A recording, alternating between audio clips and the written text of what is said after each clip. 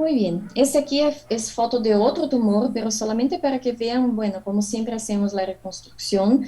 Cuando tenemos membrana amniótica, usamos membrana amniótica porque es mucho mejor la recuperación, pero si no tenemos, hacemos entonces un injerto de conjuntiva y sutura con nylon 10. Ahí, como pueden ver, las suturas y la recuperación se va muy bien con membrana amniótica, pero también va muy bien con injerto de conjuntiva o simplemente con sutura de conjuntiva. Este otro es solamente para mostrar que cuando hay tumor en la conjuntiva y en el párpado, hay que sacarlo todo también en bloque, como pueden ver ahí, el párpado y conjuntiva, todo de una vez y después proceder a crioterapia como siempre y hacer la reconstrucción de la mejor manera que puedan. Y resultado final. Y al final, entonces, esta es las take home messages, que la primera cirugía tiene que ser siempre mucho bien hecha, es lo más importante para el paciente. Ahí definimos entonces la tasa de cura, de morbidad del paciente, tiene que hacer entonces siempre con margen de seguridad, siempre con crioterapia. Y mismo que piense que es un tumor benigno, siempre hay que enviar la pieza para el anátomo patólogo. Muchas gracias y si quieren preguntas al final. Excelente, Melina, muchas gracias. La verdad que hermosa tu exposición. Bueno, vamos a dar, digamos, habilitar las preguntas al final, las pueden realizar a través del chat. Y ahora, mientras se prepara el doctor Solom y la doctora Carolina Alarcón, les voy a compartir un video que es para nuestro webinar de fin de año, para que todos puedan participar. ¿Sí? Un segundito. Vamos a compartir.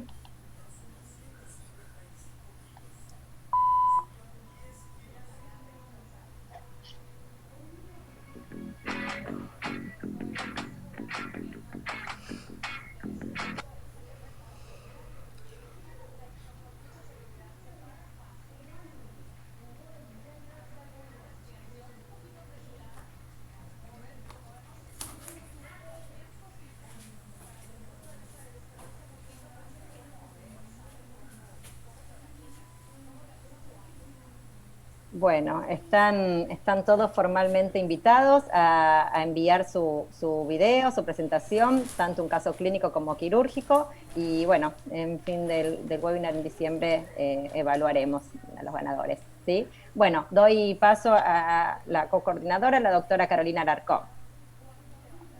Gracias, Carolina, y gracias a todo el grupo de PAOS por la invitación. Me complace mucho presentar al doctor Solón, que es oftalmólogo, oncólogo y que es el jefe perdónenme, aquí yo tengo una.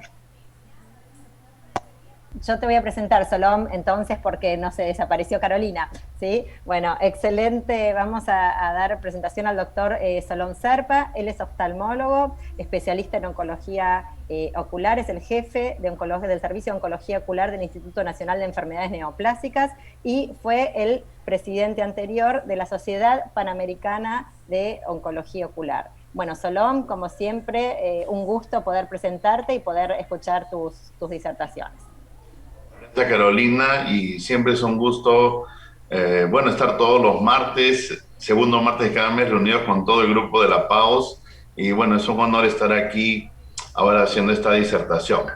¿Se me escucha bien y se ve bien la pantalla? Sí, perfecto.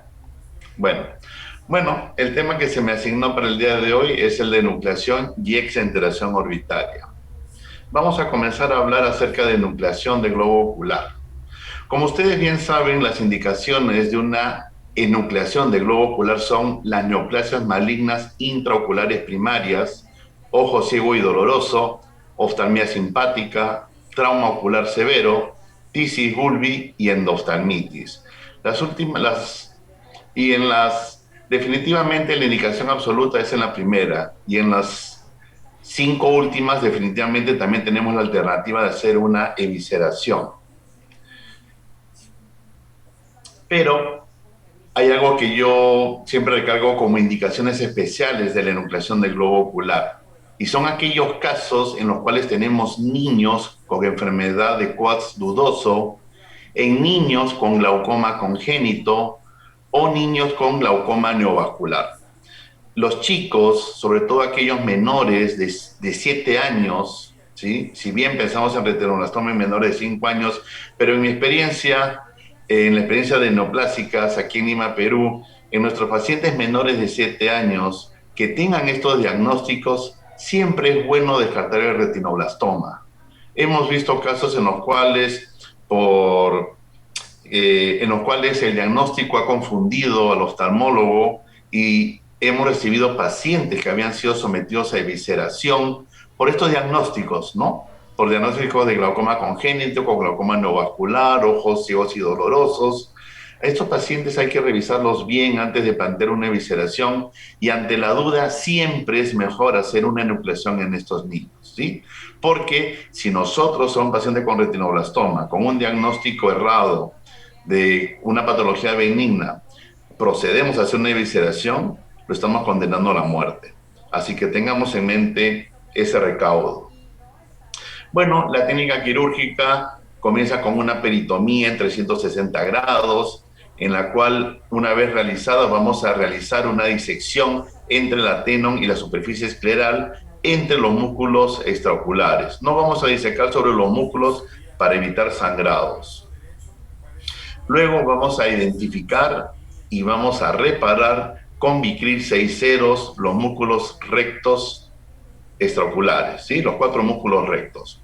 Nosotros dejamos los muñones, como en esta fotografía, no solemos colocar suturas en el muñón muscular, ¿sí? Como vamos a ver en un video más adelante, sí colocamos la sutura de reparo en los cabos musculares de los músculos rectos y luego procedemos a hacer la enucleación del globo ocular, tratando de obtener al menos 10 milímetros de largo de la longitud del nervio óptico. Hemos tenido casos en los cuales los nervios ópticos nos han salido muy cortos y en ese caso hemos colocado valvas maleables y hemos extraído un segmento adicional del nervio óptico cuando juzgábamos que era necesario en sala de operaciones.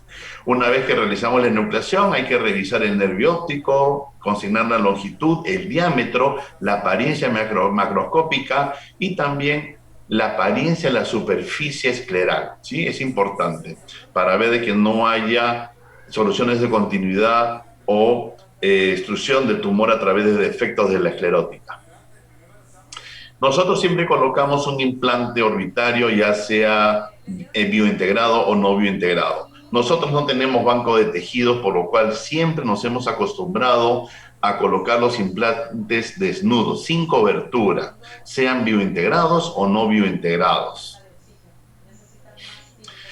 Así, como nosotros no teníamos las coberturas, siempre al suturar los músculos, como vemos en la foto de la izquierda, no lo dejábamos así. Uníamos los muñones musculares del recto superior con el inferior y los laterales, para que de esa forma, por delante del implante, tengamos el muñón muscular, la tenon y luego la conjuntiva, y tengamos un buen colchón de tejido para que no haya exposición de implante. El problema era que los implantes nos quedaban un poco atrás. Entonces las prótesis tenían que ser de mayor grosor, de mayor peso, y con el tiempo pues había deformidades a nivel del saco anoftálmico que llevaba un defecto estético que teníamos que resolver después. Con el tiempo y en los últimos 11 años hemos cambiado nuestra técnica y hemos dejado los muñones musculares, ¿sí? El superior con el inferior ya no juntos, sino distantes, entre 12 a 15 milímetros de distancia, y también los laterales, para que de esa forma el implante nos quede más adelante. Y en ese caso la prótesis ahora es más delgada, tiene mejor movimiento y por suerte no ha incrementado nuestra tasa de exposición de implante, que era lo que teníamos miedo años atrás. Así que bueno, hemos pulido más la técnica, hacemos un buen cierre de la tenon y de la conjuntiva para tener un buen colchón de tejido para que no haya exposición de implante. Y bueno, hemos mejorado nuestra técnica en los últimos 11 años.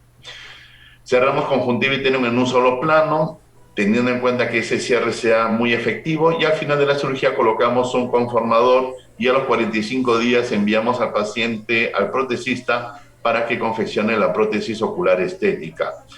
En estos 18 años he utilizado probablemente más de 100 implantes de biocerámica, más de hidroxiapatita y más de 100 implantes de polietileno poroso, y con todos, en nuestra experiencia, al igual que uno puede leer en la literatura, nos ha ido muy bien con estos 3 tipos de implantes, ¿sí? Así que indistintamente, si vamos a pensar en uno biointegrado, utilizamos cualquiera de los 3. Los 3 nos ha ido bastante bien. Hemos colocado por muchos años implantes de acrílico lisos, porque nuestros pacientes en el hospital no tienen acceso a implantes biointegrados. Hasta el año 2010 hemos colocado implantes lisos de acrílico que se fabricaban en el mismo instituto, pero nuestra tasa de migración de implantes era aproximadamente del 40 al 50%. Recuerdo que hace probablemente 10 años, en una visita que hice a Buenos Aires, en un congreso de órbita, que fue el Mundial de Órbita, creo que fue hace 10 años, encontré que en el mismo congreso una casa comercializaba un implante de acrílico multiperforado, así lo llamo, no sé cómo lo llamarán en Argentina, que ahí fue donde yo lo conseguí. Entonces me acuerdo que me pareció muy interesante, adquirí 2, y en el instituto me replicaron, porque tenemos un área de confección de implantes y de prótesis oculares. Le pedí a los encargados que me confeccionaran este implante y lo copiaran. Y bueno, hemos utilizado varios implantes de acrílico multiperforado, y desde nuestras primeras experiencias no lo hemos dejado, porque hemos visto que hay, ustedes saben que pues los biointegrados tienen una biointegración, porque el tejido fibrovascular se introduce en el implante, y bueno, podríamos llamarle una macrointegración, lo que se produce en estos implantes de acrílico multiperforados. Vean en la resonancia cómo el tejido ingresa a través de estos canales, ¿sí? Veamos la foto superior izquierda, estos canales de color, ¿sí? Blanquecino son los tabiques fibrosos, y estos filetes, digamos, oscuros, como es una imagen en T2, vean que el acrílico se ve negro tanto en la prótesis como en la estructura del implante orbitario, ¿no? En T2 se vuelve más blanquecino, perdón, oscuro. Vemos que en la fase de contraste de resonancia, estos tabiques se vuelven más blanquecinos porque están captando contraste. Así que por resonancia tuvimos la certeza de que sí había un crecimiento fibrovascular dentro de estos canales, ¿sí? Lo cual, en un caso que tuvimos de extrusión de exposición y extrusión de implante, a este paciente lo sometimos a un retiro de implante, pero vean cómo este implante que se tuvo que retirar, cómo hay un crecimiento de tejido fibrovascular en los canales. Por eso que en nuestra casuística hemos tenido, creo que una migración de implante. Entonces, en los pacientes que hemos utilizado este tipo de implante, que habrán sido más de 50 casos aproximadamente, lo cual nos dio más seguridad. Así, hicimos un pequeño trabajo en el cual incluimos a todos los chicos con retinoblastoma que habíamos operado desde 2013 al 2018 y que le habíamos colocado este tipo de implante tras una enucleación de globo ocular, y estudiamos 38 pacientes, en los cuales en ninguno se utilizó cobertura para el implante, ningún paciente experimentó complicaciones intraoperatorias, y de los 38, solo 3 tuvimos complicaciones posoperatorias, que constituyen el 7.9%. Un paciente presentó granuloma, que se solucionó fácilmente. Otro paciente tuvo migración de implante, fue el único, que constituyó el 2.6%. Y otro paciente tuvo extrusión e infección. Y las conclusiones de este estudio, que próximamente lo publicaremos porque ya está finalizado, las complicaciones son comparables con los implantes biointegrados porosos en casos de enucleación de globo ocular, y el uso de implantes de acrílico perforado es una alternativa segura, confiable y asequible para pacientes de escasos recursos económicos que se someten a nucleación de globo ocular, más en aquellas instituciones en las cuales no cuentan con banco de tejidos para poder recubrir estos implantes a la hora de colocarlos. Aquí les presento un video de nuestra casuística. Es la técnica que utilizamos habitualmente. Realizamos una peritomía, identificamos los 4 músculos rectos y los reparamos con una sutura de Vicryl 5 ceros.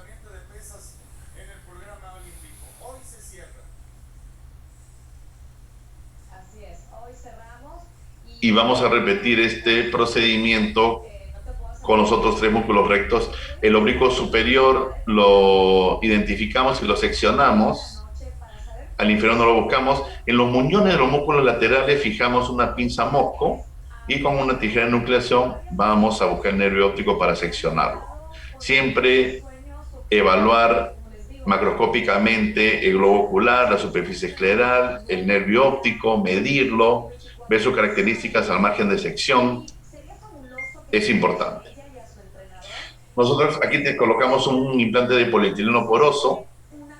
Actualmente en el instituto desde hace 4 años colocamos solamente este tipo de implante.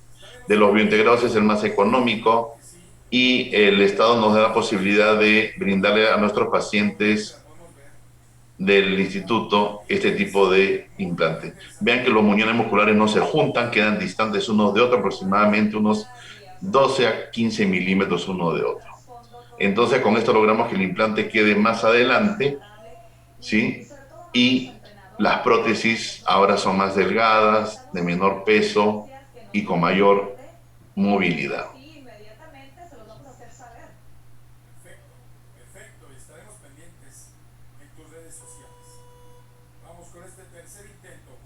Siempre considera que en estos pacientes la rehabilitación psicológica, social, siempre es importante a través del uso de una prótesis, así que estos pacientes hay que facilitarles de alguna manera el acceso a una prótesis para que su vida transcurra de la mejor manera. Con respecto a la exenteración orbitaria, tenemos varias indicaciones de exenteración orbitaria.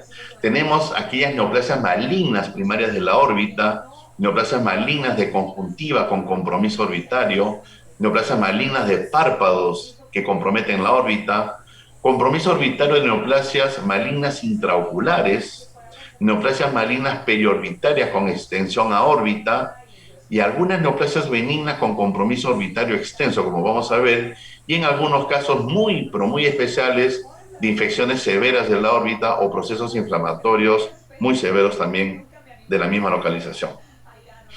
Tenemos las neoplasias primarias de la órbita,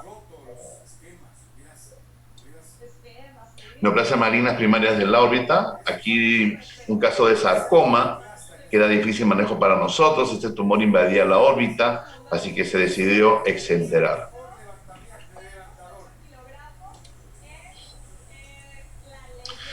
Algunos casos de, los carcinomas de adenoides quísticos, radiomiosarcomas y otras neoplasias primarias de órbita también pueden ser sometidas a exenteración orbitaria como tratamiento primario.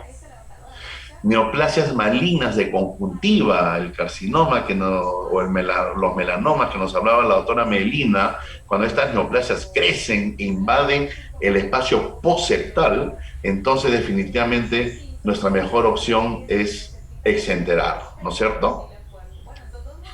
Aquí hay un melanoma. Vean cómo el melanoma abarca el fornis inferior, la conjuntiva vulvar inferior, el fornis, y vean en la imagen de tomografía cómo este tumor invade la órbita y está en íntima relación con el músculo recto inferior. Aquí definitivamente una resección local amplia no es válida y uno debe ser más agresivo para ofrecerle la mejor opción al paciente de curación o de un mayor tiempo de sobrevida, ¿no?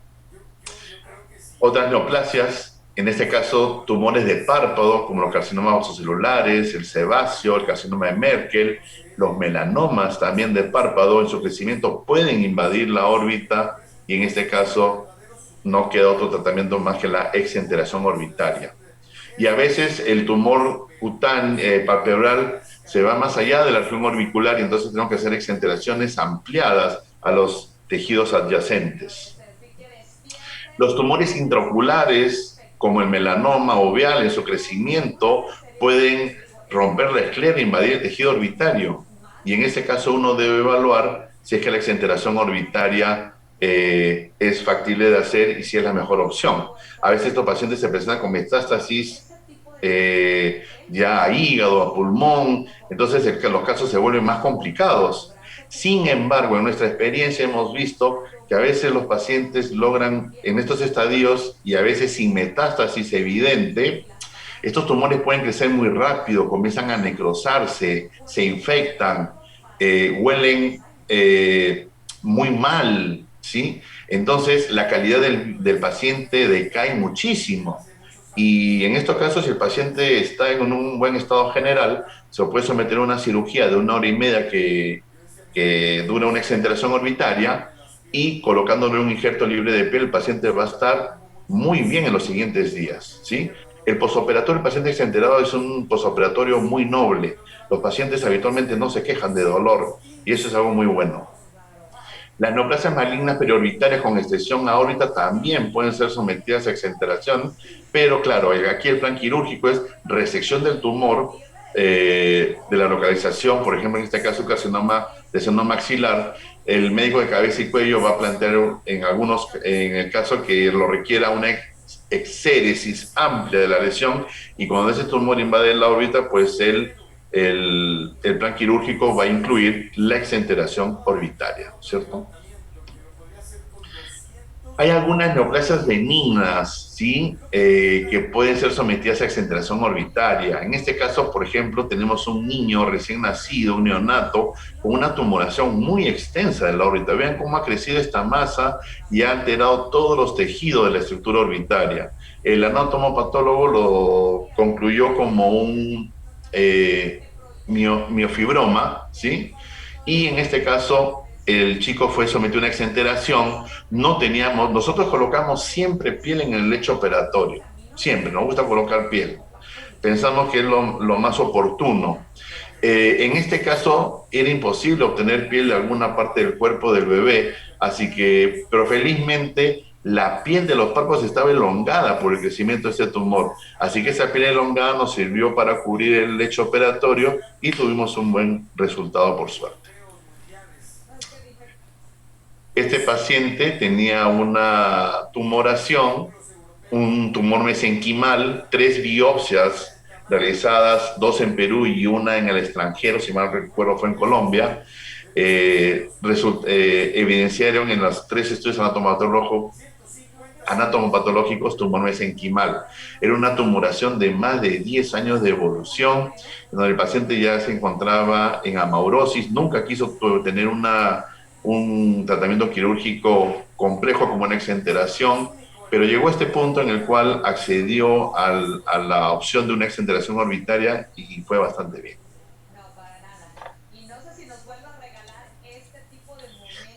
Algunos casos de infecciones o inflamatorios de la órbita pueden ser sometidos a exenteración orbitaria. Tuvimos un caso en neoplásica ya hace muchos años de un pseudotumor orbitario en una chica de 15 años con una inflamación muy severa, con una fibrosis posterior muy marcada, y aquella vez mi profesor doctor Cordero planteó una solución al final resolutiva y estética de una exenteración orbitaria, porque realmente el cuadro se había salido de las manos, era muy complicado, con un defecto estético muy severo en una chica de 15 años, y los padres quedaron y la paciente quedó muy contenta con el tratamiento. Alguna vez hemos tenido cuadros infecciosos muy severos, ¿sí? Parasitarios, en los cuales hemos tenido una vez que decidir por la exenteración orbitaria, con un mal pronóstico para el paciente, lamentablemente. Esta es la técnica habitual de exenteración que nosotros realizamos. Siempre suturamos los párpados para que no haya contaminación tumoral en nuestro lecho operatorio. Hacemos una incisión a nivel del reborde orbitario. A veces preservamos un poco más de piel de los párpados. Nosotros siempre realizamos exenteraciones totales. Nos gustan las cavidades profundas. ¿Por qué? Una cavidad profunda le va a dar mejor opción protésica al paciente, van a tener mejor fijación. Siempre colocamos piel por 2 razones importantes desde mi punto de vista. La primera, si el paciente, si la neoplasia estuviese invadiendo en forma extensa, con compromiso óseo, nosotros en la excentración a veces vamos a tener que decidir en hacer una resección del plano óseo en forma parcial o decidir radioterapia externa como tratamiento complementario. Pero eso lo vamos a saber recién cuando tengamos la patología, ¿sí? Después de 10 días. Entonces, nosotros siempre colocamos piel, por la posibilidad de que el paciente reciba radioterapia después. Pero hay que recordar que la radioterapia, para que cumpla un efecto adecuado desde el punto de vista biológico, oncológico, debe ser administrada entre la segunda y la sexta semana postquirúrgica. Si no le colocamos piel, la granulación va a tener un proceso de aproximadamente 2 o 3 meses y se va a epitelizar esa zona después de 3 meses o un poco más, si es que no se infecta. Entonces voy a perder esa oportunidad de administrarle radioterapia al paciente en ese lapso de tiempo. Y la segunda razón es que los pacientes van a estar por buen tiempo. Este es un paciente que hemos colocado piel y esta es una foto al mes después de haberse operado, pero si no colocamos piel nos topamos con esto. Vamos a estar en la tercera semana y el paciente va a estar así. Va a estar sangrando, se le puede infectar, el tejido de granulación no es adecuado porque tienes que curarlo al paciente 2 veces por semana, por lo menos durante 2 o 3 meses. Tienes hueso expuesto, puede quedar hueso expuesto. Entonces, el postoperatorio se vuelve mucho más complicado. Y lo otro de que cuando colocamos piel, nosotros colocamos un tapón, como han visto en el video, de un tapón de gasa furacinada y iodoformada y lo dejamos por 5 días a presión. A los 5 días lo retiramos y la piel ya se ha adherido y los pacientes no sienten dolor y no sienten molestias. Entonces, el postquirúrgico es mucho más llevadero para estos pacientes. Pues esas son las 2 razones por las cuales siempre colocamos piel. Y si no, antes obteníamos piel con un dermátomo neumático de la cara anterior del muslo, pero ya en los últimos 8 años lo tenemos de la región suprainguinal, lo cual es mucho más estético y no dejamos una herida abierta como con el dermátomo. Y nos va muy bien y a los pacientes mucho mejor definitivamente. ¿Qué pasa si un paciente ha recibido radioterapia y le voy a hacer exenteración? Ha tenido una neoplasia maligna, como tratamiento recibió tal vez una resección parcial o total y le dieron radioterapia y hay recurrencia tumoral y me topo con este paciente que tengo que hacer una exenteración orbitaria. Siempre debo decirle al paciente de que la radioterapia nos va a jugar en contra si es que quiero colocar piel, porque si le voy a colocar piel, lo más seguro es que se necrose. Y le digo al paciente, tenemos 90% de posibilidad de que se necrose esa piel porque recibiste radioterapia. Y si no le pongo piel y espero que granule, esa granulación va a ser muchas veces insuficiente, ya no va a demorar 2 o 3 meses, va a demorar más de 6 meses probablemente en epitelizarse toda la zona y muchas veces va a quedar hueso expuesto. Entonces, si queremos cubrir el hueso, ya cirugía plástica nos da una mano y realiza colgajos frontales amplios para cubrir en forma grosera la órbita, lo cual ya es bastante complicado. Por eso cuando tenemos una neoplasia maligna en la cual queremos realizar radioterapia, siempre pienso y pongo sobre la mesa la opción de una exenteración antes de aplicar radioterapia, porque ya sé que si hay recurrencia, lo que se viene después son estas complicaciones. Y después, y si colocamos piel, igual pueden haber formación de granulomas, pueden haber costras. Generalmente los pacientes se asustan porque hay unas láminas amarillentas, grisáceas, negrujas, como se ven aquí en la foto superior derecha, pero simplemente es tejido, es exfoliación y tejido graso de la piel que se está exfoliando, y como el paciente no se asea bien, entonces eso se queda acumulando como unas placas, ¿no? Todas estas son complicaciones menores, inflamaciones, pero no son recurrencias. Pero si uno piensa que puede ser recurrencia, pues tiene que hacer una biopsia de estas lesiones. ¿sí? Este es un paciente que recibí hace 15 años, tenía un carcinoma epidermoide en cada carúncula. Le hice biopsia, clínicamente era un carcinoma epidermoide, le hicimos una biopsia en consultorio, salió carcinoma epidermoide y le dijimos que tenía que ser sometido a resección, pero con preservación del globo ocular porque las lesiones medían 1 centímetro aproximadamente y se podían resecar. Pero el paciente se perdió y volvió después de 1 año y medio. En estas condiciones, como ven en la fotografía, él tenía ya un carcinoma epidermoide en ambas órbitas y no se podía tratar con otra técnica que fuese una exenteración bilateral. Y fue el único caso que realicé exenteración bilateral en el mismo acto quirúrgico. Lamentablemente no tengo la foto por quirúrgica, pero definitivamente fue una cirugía poco agradable, ¿no? Pero bueno, el paciente estuvo bien, se perdió de vista hace un tiempo, pero los siguientes 6 años estuvo bastante bien. Recordar que estos pacientes, igual que pacientes nucleados, deben ser sometidos a una rehabilitación con una prótesis somática, lo cual van a hacer que ellos lleven su vida de una manera diferente, mucho más óptima. Y bueno, hay diferentes técnicas. A nosotros nos gusta hacer exenteraciones completas porque el hecho de tener, en nuestra casuística, tener órbitas profundas hace que nuestros protecistas puedan confeccionar prótesis que se adhieran en forma con pegamentos y se puedan adherir en forma más efectiva.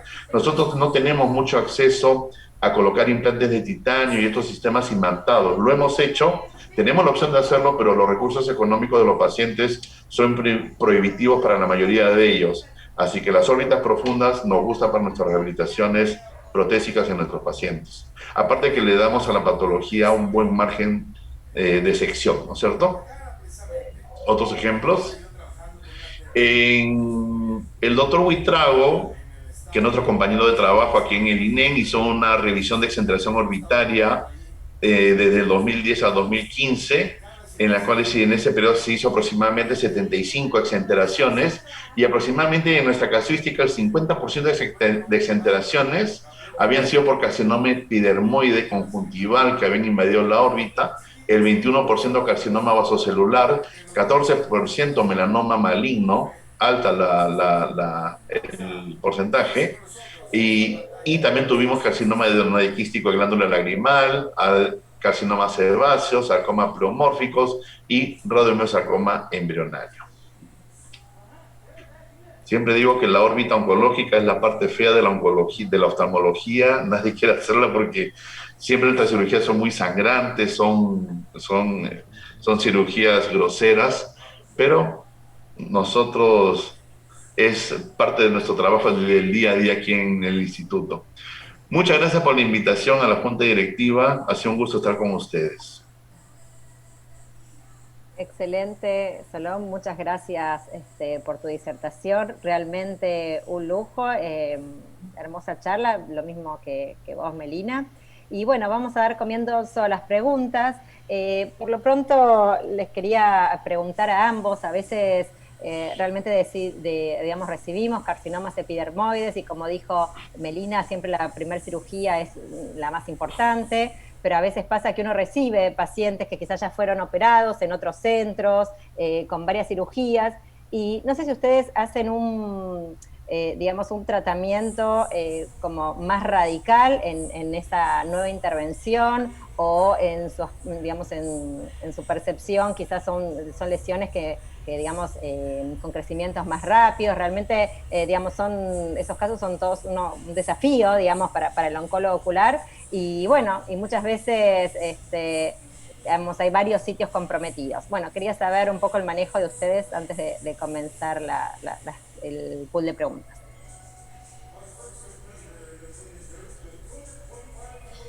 Bueno, sí, recibimos muchos pacientes que ya nos han dado quimioterapia tópica, mitomicina, interferon, 5-fluoracil y hay recidiva.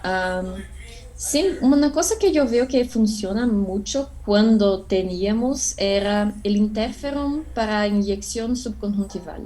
En los casos más severos, en los casos más infiltrativos y recidivados, la inyección del interferon va muy bien en muchos casos. Sí, hay algunos casos que no hay respuesta, pero en la mayor parte sí va muy bien.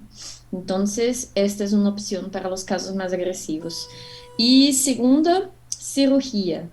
Sí, vamos para la cirugía y cuando hay infiltración parcial de la esclera, hacemos una episclerectomía, aprofundamos más la disección. En el sistema público de salud aquí en Brasil no tenemos braquiterapia, infelizmente. Entonces no hay esta opción para los tumores que tienen margen profunda comprometida en la primera cirugía.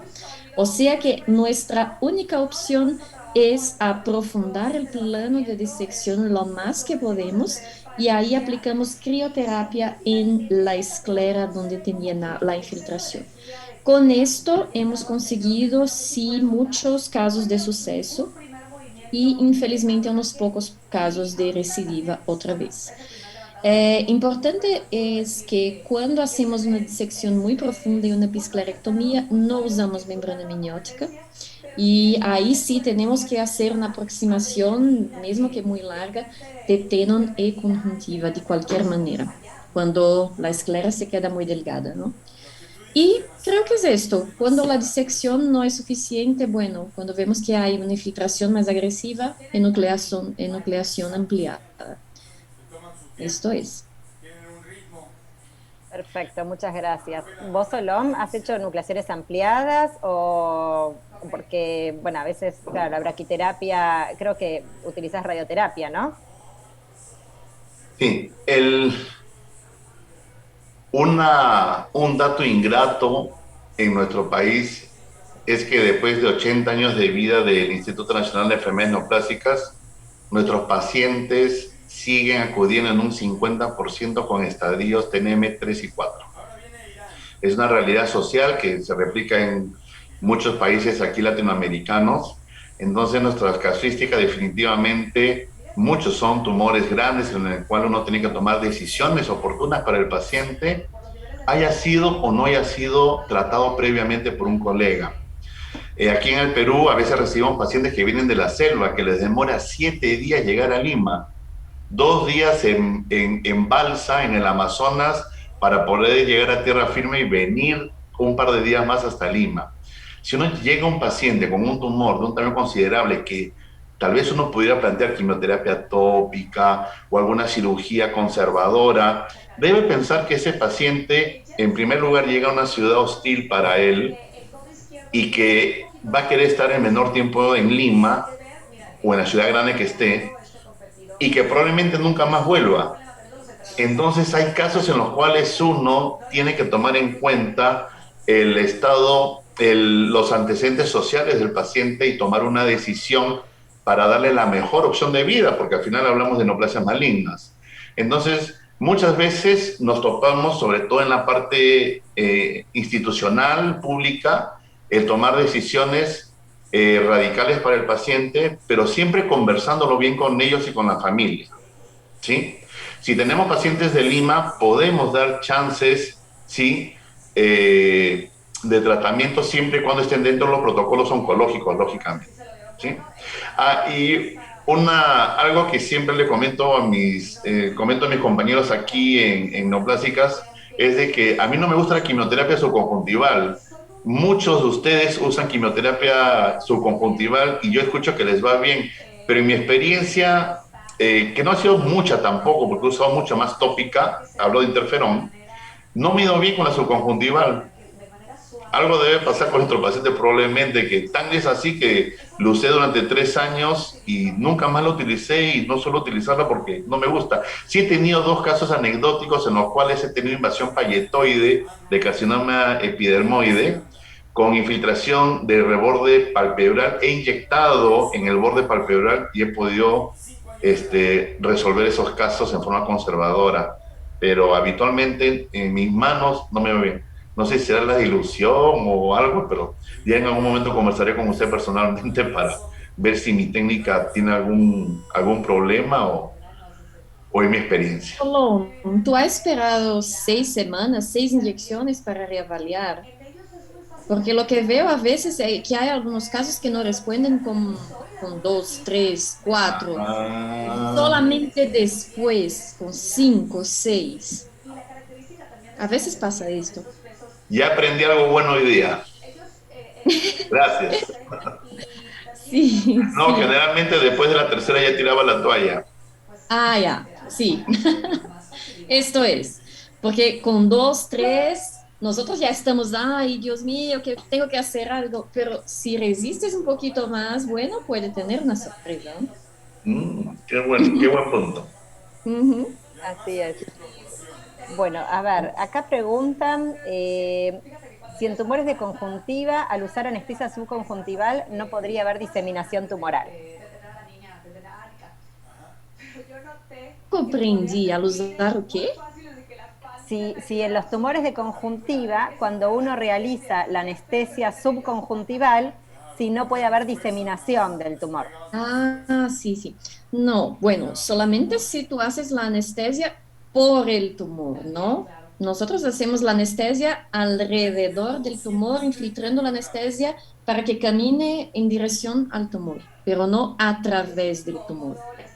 Y la misma cosa vale también para bloqueos, ¿no? Anestésicos también.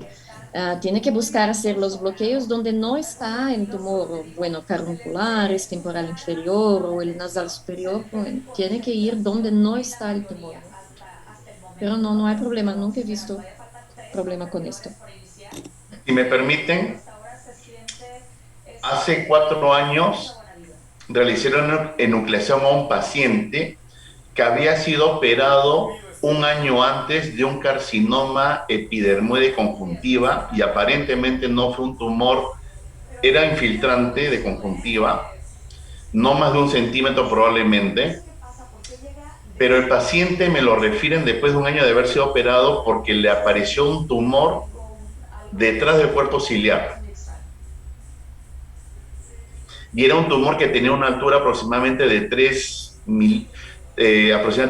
milímetros y medio, y de base habrá sido unos 8 milímetros o 9 milímetros.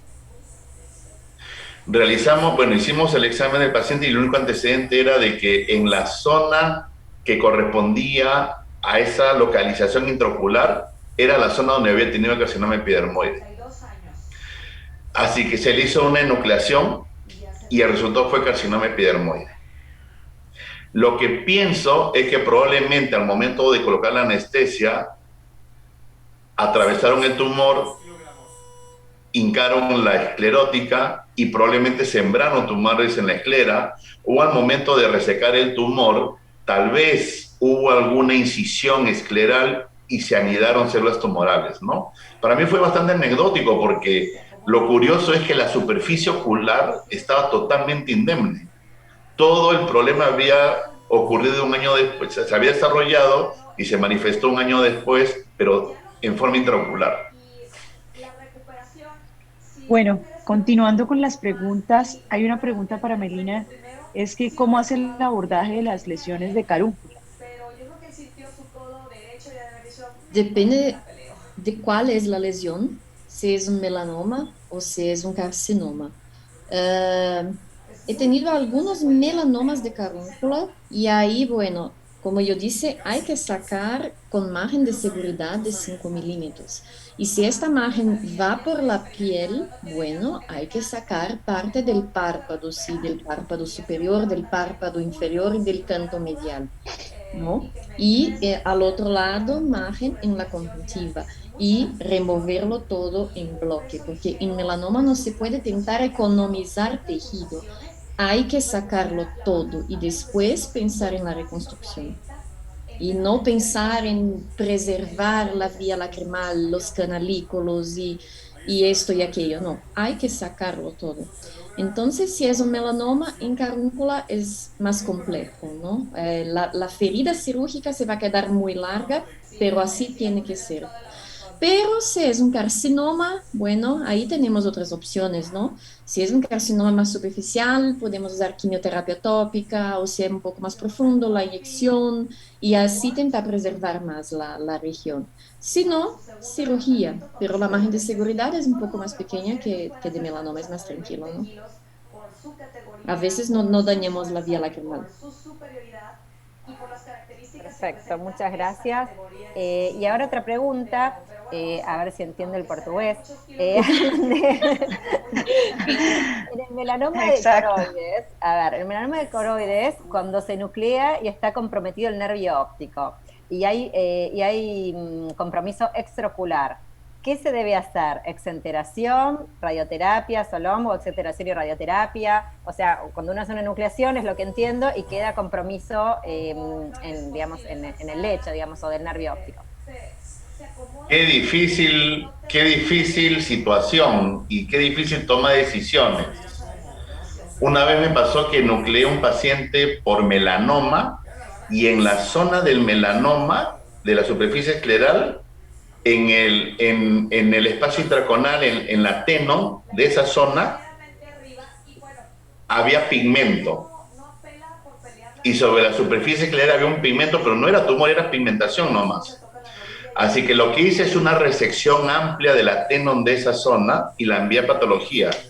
Y me informaron pigmento. Fue bastante anecdótico para mí porque pensé que era melanoma.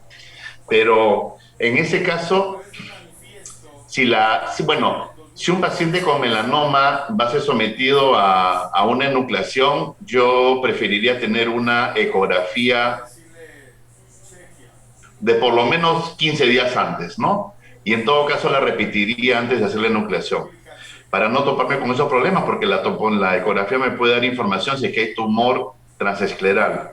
Pero si sucede, yo pienso que la primera opción es hacer una resección amplia de toda esa tenon que está comprometida en esa zona, que entiendo que no sería muy extenso, porque si sería algo muy extenso, probablemente ya tendríamos la información por ecografía, por tomografía o por resonancia. Pero hay una resección amplia. La radioterapia pienso que no le va a hacer nada. No le va a hacer nada, no va a haber beneficio alguno, probablemente. Así que yo tengo en mente de que el tratamiento es netamente quirúrgico. Ahora, si el compromiso es realmente amplio, pues habría que decir una exenteración orbitaria, ¿no? Esto es un tema polémico, ¿no? Bueno, yo estoy de acuerdo con Solón que si tiene una lesión amplia, hay que hacer una resección amplia también. Pero la mayor parte de las lesiones son chiquitas, cuando, si no, la veríamos en el ultrasonido antes de la cirugía, ¿no? Pero cuando hay compromiso extraocular solamente en la patología, que no es una lesión nodular sólida en la órbita, ¿no? Bueno, la polémica es si hace radioterapia o no. Y a Solón no le gusta, a mí yo pienso que sí, creo que es una idea. Y quiero preguntar de ustedes, de Sonia, de Basil, de Carolina, ¿qué hacen ustedes? ¿Hacen radioterapia o no? Am, Normalmente, cuando hago la nucleación y veo una extensión escleral pequeña, no. Pero me ha pasado, por ejemplo, cuando en la ecografía veo una extensión extraescleral importante con un melanoma que no es tan grande intraocularmente, en vez de hacer una enucleación, una radio o una enucleación, por ejemplo, le hacen CyberKnife, que le tratan el tumor intraocular y orbitario al mismo tiempo. Obviamente que no estamos hablando de melanomas grandes que se pueden tratar con CyberKnife, que no pueden ser, que no son necesariamente pacientes en las que tenemos que nuclear. Pero si es paciente con un tumor grande, que el tratamiento es enucleación con una pequeña extensión extraescleral que uno ve en la patología, que a veces está como hasta, no exactamente la palabra encapsulada, pero como que uno vio que sacó todo, que vio que en la órbita no quedó nada, hacer una resección de tejidos alrededor un poquito más grande, pero no, a esos pacientes no les hago radioterapia adyuvante, no. ¿Tú, Basil? Yeah, I was going to say the same thing. So if there's a small area of extraocular extension, then I don't do anything. If there's a larger area, which you can often see on ultrasound, just like Dr. Sonia was saying, then you can do external beam or SRT stereotactic radiotherapy beforehand. But if there's a really large area, then I would potentially do an exoneration and kind of get more of that area if you see that beforehand. I think it's fairly rare to see a significant amount of extraocular extension when you're doing surgery if it wasn't there when you do the ultrasound in the beginning.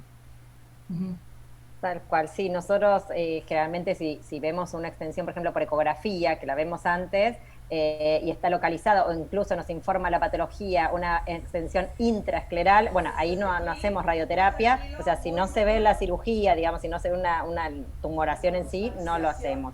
Ahora, si aparece una imagen en la órbita de un caso que nos pasó hace poco, digamos, después de 3-4 años, de una lesión prácticamente plana por ecografía de la coroides, aparece una lesión en órbita, bueno, ahí sí se realizó exenteración directamente, o sea, cirugía, sin radioterapia.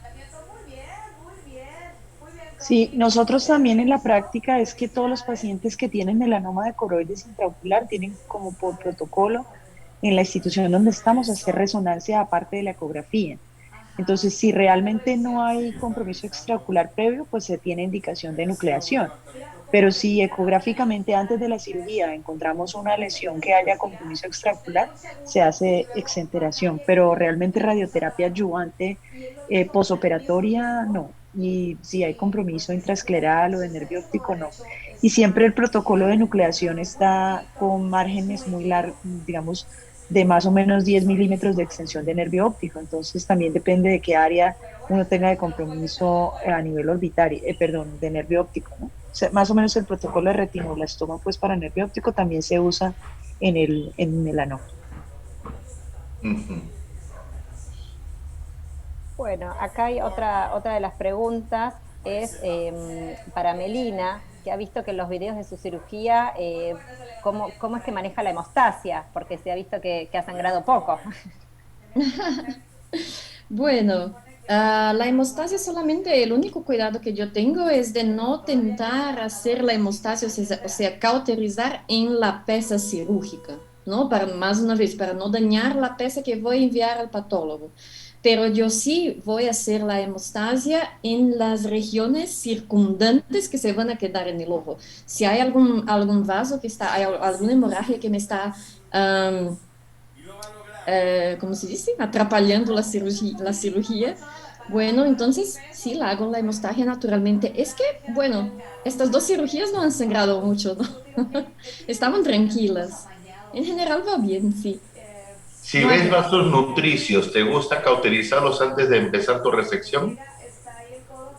Solamente cuando voy a hacer la demarcación de las márgenes de seguridad, como yo mostré, yo aprovecho y hago esta marcación en el vaso nutricio, ¿no? A 5 milímetros de la lesión o a 3 milímetros de la lesión del carcinoma, si es, o del melanoma. Y bueno, aprovecho y hago la demarcación en el vaso nutricio, pero solamente en esta etapa. No voy a cerrar todos los vasos que yo veo antes. No, creo que no hay necesidad de esto.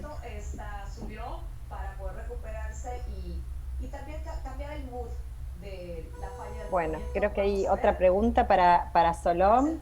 ¿El tratamiento preferido para los implantes orbitarios expuestos?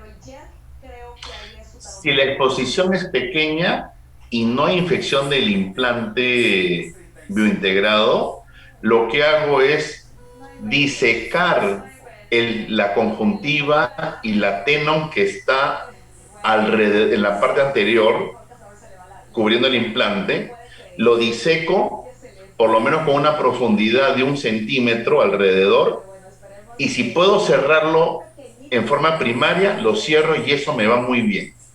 En 2 planos, suturando la tenon con Vicryl y luego la conjuntiva. Si el defecto es más amplio, lo que he hecho alguna vez es rebajar con un drill el implante, la convexidad del implante, lo reducí a unos 4 o 5 milímetros para que me dé espacio para poder cerrar. Realmente rotar colgajos nunca lo he hecho, felizmente he tenido cosas muy pequeñas y en las exposiciones amplias con infección de implante, lo que he hecho es retirar implantes, ¿no? Pero no habré retirado más de 5 hasta el día de hoy. Y si retiro el implante, vuelvo a colocar uno, pero después de un año. Esto para exposiciones muy largas, ¿no? Porque yo creo que la mayor parte, si acompáñalo clínicamente con gotas, se va muy bien y se epiteliza otra vez y no hay necesidad de cirugía, si la exposición es pequeña, ¿no? Tengo un caso, Melina, de una exposición de 15 milímetros de diámetro. Cuando la vi a la paciente, me acuerdo que fue hace 15 años aproximadamente, la vi a la paciente y le dije a mi maestro, el doctor Cordero, doctor, hay que operar a la paciente. Y me dice, Solón, esa exposición está hace 2 años y no ha cambiado. A la paciente la he visto el año pasado, estudia medicina en Cochabamba, en Bolivia, y está igualita. Tenemos la foto de hace 15 años y la foto del año pasado y está exactamente igual.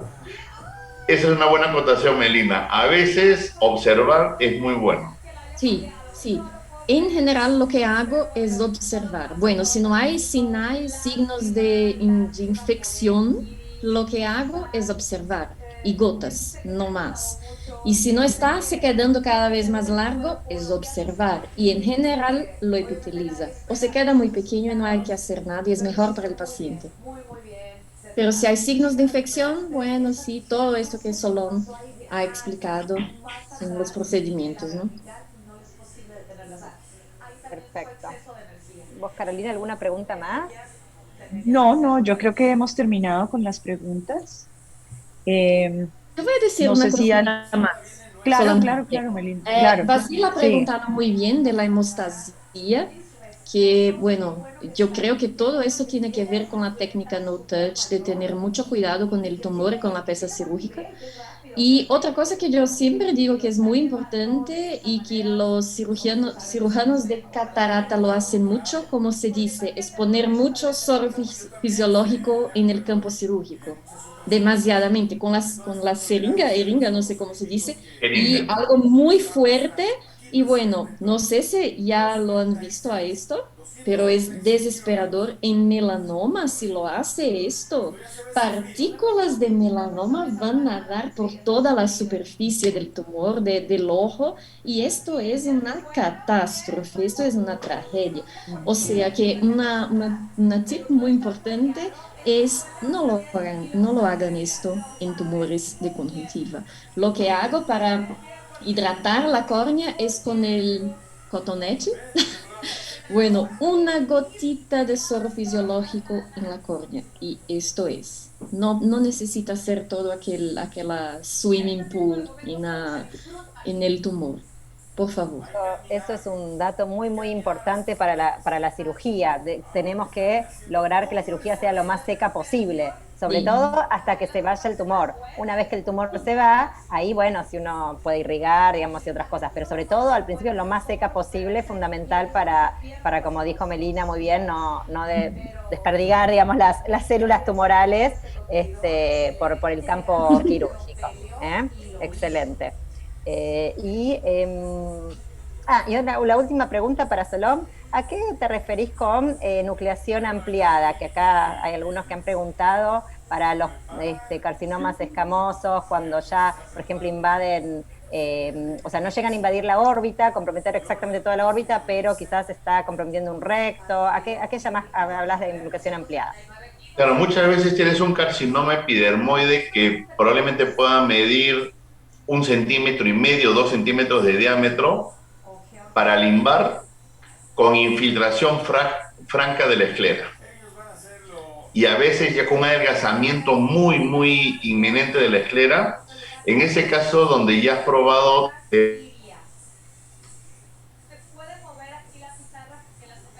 la pared del globo ocular está comprometida, está infiltrada en forma grosera. Entonces, la peritomía ya no lo vas a hacer alrededor de la córnea, a nivel del limbo, sino tienes que extenderla dándole unos milímetros de margen alrededor de la tumoración que está sobre la conjuntiva vulvar, infiltrando la esclerótica.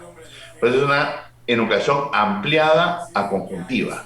Y a veces hemos tenido que nuestro margen ser el fornis inferior, completo. A veces hemos tenido que hacer eso y al cerrar hemos perdido tanta conjuntiva que me acuerdo que el último caso me quedó solamente el 20% de la conjuntiva. Entonces simplemente ahí hemos cerrado bien la tenon, hemos cubierto la conjuntiva en un 20% de toda la superficie y esperar que se revitalice, ¿no? Claro, tal cual. Ese es un desafío importante. Cuando uno extrae bastante cantidad de conjuntiva, después uno piensa, ¿cómo cerramos?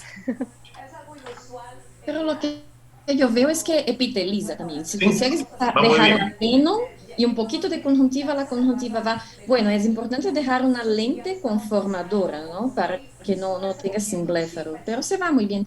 Lo que yo acostumbro detallar en esos casos es que la enucleación ampliada, usted empieza la cirugía como si fuera a hacer un exéresis de tumor de conjuntiva. O sea, hace la demarcación muy bonita con los márgenes de seguridad y empieza la disección, pero no para abajo del tumor, pero para afuera, ¿no? Y ahí procede a la enucleación a partir de ahí. Esta es la enucleación ampliada. Así es. Y Melina, o ustedes colocan en estos casos, colocan implante orbitario. Sí, lo que yo hago cuando el tumor de conjuntiva es muy grande y bueno, si queda poca conjuntiva, a veces lo que yo hago es poner un implante un poco más chiquito. O sea, si yo iba a usar un 18, voy a usar un 16. Esto es, un poquito nada más. Un poco más chiquito para que yo pueda, bueno, traccionar un poco más la conjuntiva que tiene el paciente y la teno. Y se queda muy bien. Y lente conformadora, ¿no? Por un mes al mínimo. Perfecto. Bueno, yo creo que, no sé, Carolina, si tú has visto otra pregunta diferente que no hayamos visto. Fíjate, porque yo creo que terminamos con las preguntas. No, ya estamos. Creo que no hay más preguntas. La verdad, muy lindo todo. Caro, te dejo para cerrar. Bueno, quiero agradecer a la doctora Melina por su magnífica presentación y al doctor Solón, sin duda, por sus grandes presentaciones siempre, por su experiencia, a la doctora Sonia porque nos acompañó, a Carolina por siempre como moderadora y organizando todo cuando no tengo, cuando me falla un poquito la señal.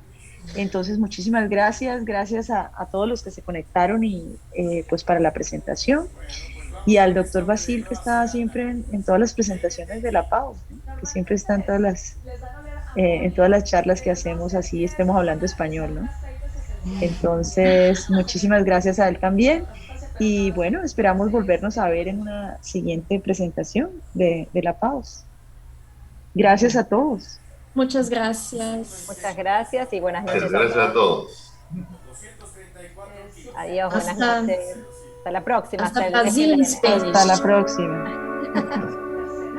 Muy bien, muchas gracias a todos. Buenas noches. Adiós. Buenas noches. Chao, chao.